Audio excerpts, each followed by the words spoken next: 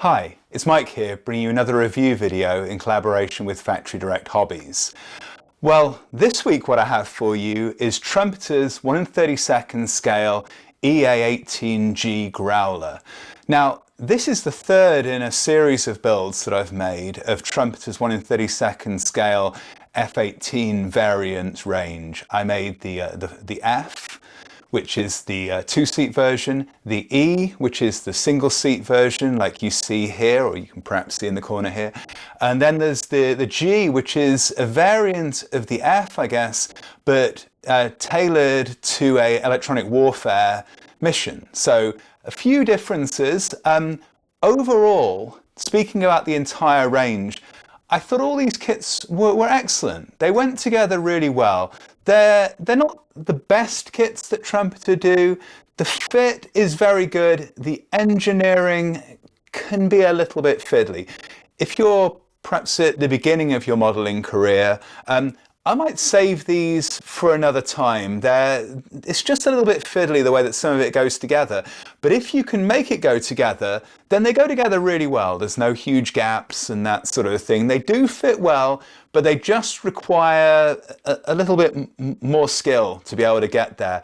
Think of it as being the idea of maybe solving a couple of sides of the Rubik's Cube rather than solving the whole thing. It kind of feels a little bit like this at parts. If you are going to make one of these, there's a real booby-trapped step in the whole process. Have a look in the kit when you get it. But there's a step in the instructions where it basically has you assemble the whole thing kind of in one go, like 4 separate sub-assemblies.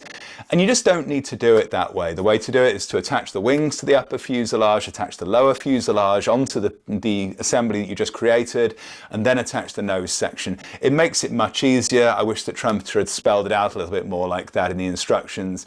I think it was on the second one that I realized that that was the way to do it. And by the third one, I was like an old hand. Had they written that in the instructions, goes together beautifully. But just when you're presented with that one step, I felt like I should have perhaps been like Lord Ganesh with multiple arms to be able to put the thing together. So just something to look out for on that one. The quality of the surface detail across the entire range is excellent. Canopies, lovely and clear. They do have that central seam, so really you should you want to sand that down and polish it off. Now, I have a video on my Instagram that explains how to do that and goes through the steps, so maybe go and check that out if you're worried about how to go about doing that. It isn't hard, you just need to be a little bit careful while you're doing it and make sure it's nice and smooth. So would I make another one of these? Yes, I would. Yes, I would. Any of the ones in this range. I only have an E and a G here. The F I built as a commission, and so that one was sold. I probably need an F for my collection as well. So who knows? There may be one of those coming soon. But I wouldn't hesitate in making another one of these. I wouldn't worry if somebody wanted a commission of one. I'd absolutely build it for them because they're very, very buildable. They go together very solidly. Another thing to watch out for on these though, the pylons are just weird. They're like they're made for a different kit. So you have to just adjust them a little bit, clip off some of the connecting tabs to get them to go on properly. But they go on beautifully once you can do that. The decal options, really, really good across the range. I really like this VAQ 141 marking version that you see here. But the one that's on the box, the VAQ 129 with the bright red flashes and the lightning bolts on the back, is also superb. I would have been tempted to make that one as well, but I was just really struck by this all black tailplane version.